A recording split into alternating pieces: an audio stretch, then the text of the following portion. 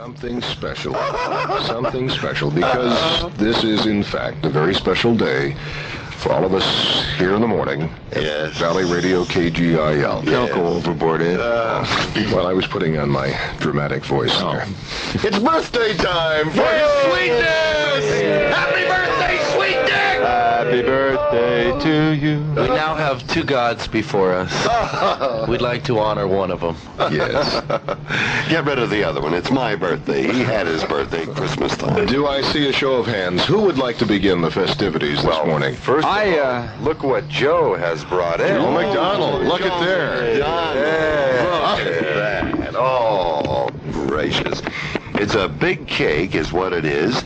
And it measures, I would say, maybe about 2 feet in length, about a foot wide, and it has all sorts of yellow flowers on it. And it says, oh my gracious. Doing play-by-play on a cake. Yeah, I know. That's talent. Happy birthday, Sweet Dick. Oh, Joe. Yeah, Dick, you notice the blank spaces here. We left that for you to fill in your age. Whoa. Yeah, 3 numbers, I noticed. Yes. Is a blank. Why isn't that? Not enough room. You know, That's beautiful. You know, in biblical days, it was considered a miracle when an ass spoke. I know, I was there. Listening to Sweet Dick, you can't help but realize how times have changed. I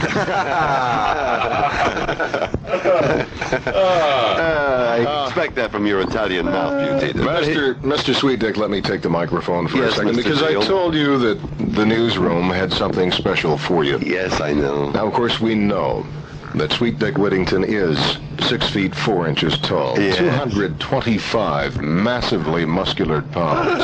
Yes. He has a head of hair that reminds most people of the Bavarian Black Forest after a particularly heavy downpour. Yes, yes. This we know. We know, too, that he puts his pants on 2 legs at a time. Oh. But we who work with this man every day know him as just a regular guy. So Steve Rosenblum has the newsroom birthday present for Mr. Sweet Dick. Stephen? Dick, the newsroom, Eddie and I feel that a regular DJ is a happy DJ. Yes, will you give me the present? Happy birthday. Oh, thank you so much. Will you kindly open it, I will. please? It's wrapped in an old newspaper. Yes, and The tied Examiner, the great abuse paper. tied with audio tape. Listen, if it's what it was last year, your combined urine samples, you can take it back. No, of course not. Once again, a regular DJ Is a happy DJ. A regular DJ is...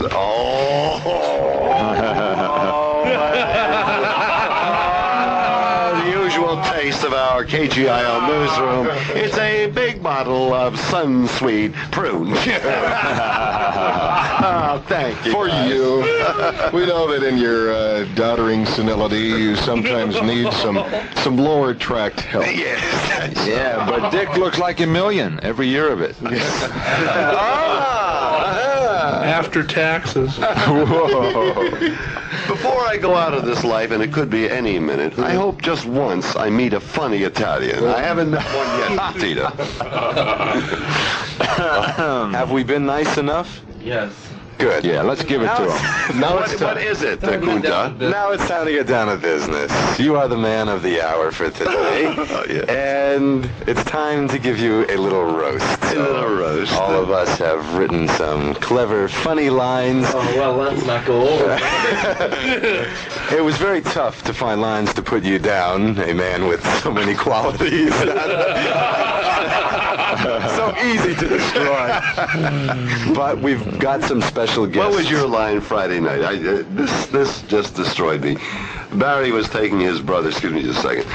Barry was taking his brother out just prior to his brother's wedding day. And his brother was depressed, and of course he should be depressed getting married. A Jewish person marrying an ethnic minority, I mean, God, it's bad enough. But the thing is that he's there, and Barry broke us all up.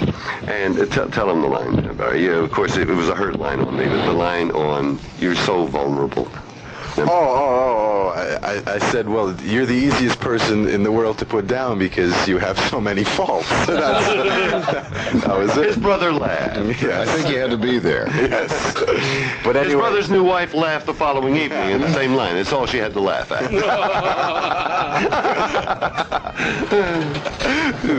well, should we start the roast? Yes, do it. See. Well, we've brought in a very famous gentleman who is an expert Toastmaster, Georgie Jessel. George is with us Jessel. today. Yes. Oh. Good morning, Sweet Dick. We're here to honor Sweet Dick Whittington, of course a legend in his own mind. First of all, let me say that I am truly underwhelmed to be here. For Dick Whittington, a national symbol, mainly because he resembles another national symbol, the American bald eagle. Sweet Dick Whittington, of course, was a pioneer on radio. He was the first to be turned off. Before I go any further, I'd like to introduce a man who has often been called the greatest sportscaster of our time. Unfortunately, Brent Musburger couldn't be with us today, so instead we have the hairy bush of Northridge, Mr. Joe Butita. Well, thank you, Georgie, very much. I'm delighted to be here. Thank you for that round of applause.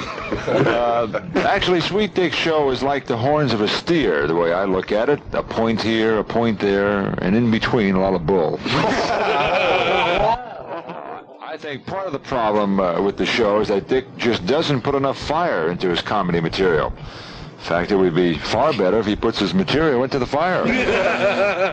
But he does have waving hair. We have to admit his hair does wave. In fact, look at it now, it's waving goodbye.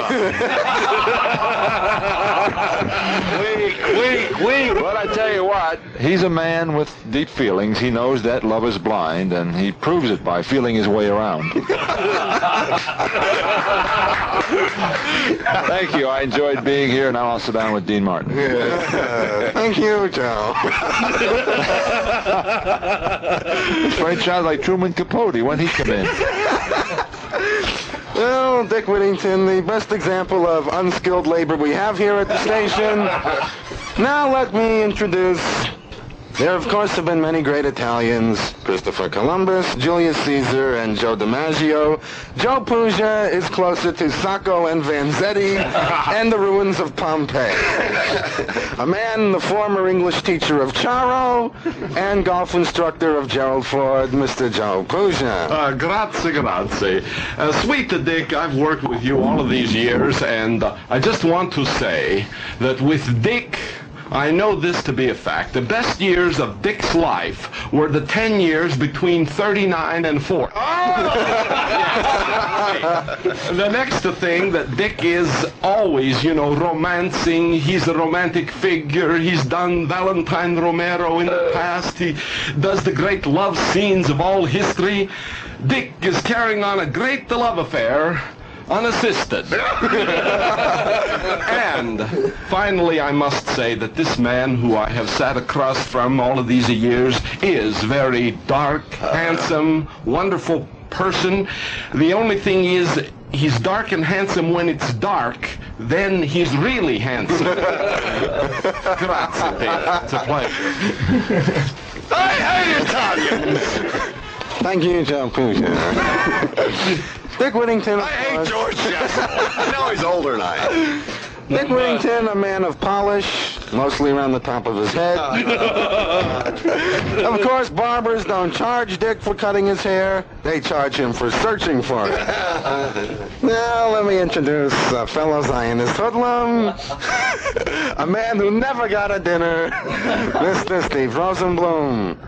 Well, thank you, Georgie. Look at who we're honoring here this morning. Look at who we're giving a breakfast to.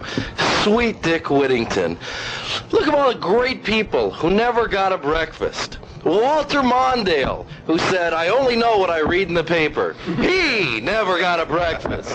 Dolly Parton's husband, who was asked why he married her, he said, because they're there. He never got a breakfast. Anita Bryant, who said if God wanted men to be homosexual, he would have created Adam and Bruce. She never got a breakfast. Leon Spinks, who says, yes, officer, He never got a breakfast. Quasimodo, whose mother once said, posture, posture. He never got a breakfast. Look who we're honoring here tonight. Nathan Hale, whose lieutenant said, can you hang on a while? He never got a breakfast. Patty Hearst, who once said, you can't go home again. She never got a breakfast. And look at the man we're honoring here today. Well, look at him. Do we have to? I would look at him, but I've got my own problems. And now a man, a former great athlete, who got many letters in college, mainly the letters Goodyear, Mr. Joe McDonald. Thank you, Mr. Jessel. You know, Dick's with this little roast today. I have to go back to the first day I met you, and I have to apologize for that snide remark I made. You remember when I first walked in the building and you were standing next to Joe Butita, and I asked Joe if you were his grandfather. You know, I'm really impressed working with you for the last year and a half, with all the people that you know, like John Davidson, who you had in last week. I know all the biggies. And even in the sports field, you had Don Shargan on after all the Spinks fight. Sure. But I guess one guy you never had the opportunity to meet was Will Rogers. Not because you weren't old enough, but because Will always said that he never met a man he didn't like. It's a long build for that weak joke, but go ahead. Some of you may not know this, but Dick was a consultant on one of the great literary works in all of history, the Bible.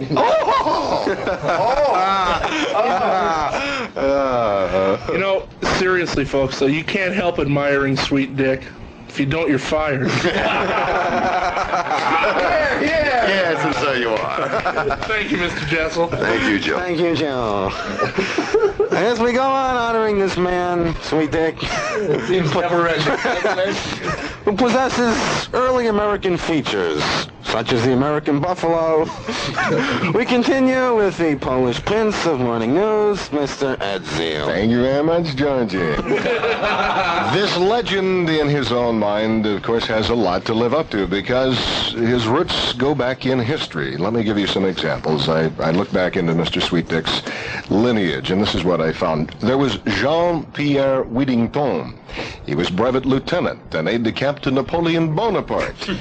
He was the one who suggested to Napoleon that Russia might be a nice place to visit in the winter. There was Benedict Arnold Whittington, a man who, when asked why he did it, said simply and forthrightly, because treason is my life. There was C.R. Whittington, first sergeant in the 1st Cavalry. He's the one who told General Custer the campground at Little Bighorn would not be too crowded at this time of the year. Jim Bowie Whittington, frontiersman and chief cook at the Alamo. He's the one who prepared tacos and refried beans for Sam Houston and the rest of the guys. And then, of course, there was C. Richard Whittington Smythe, designer and first captain of the Titanic. Just wanted to stop and get some ice.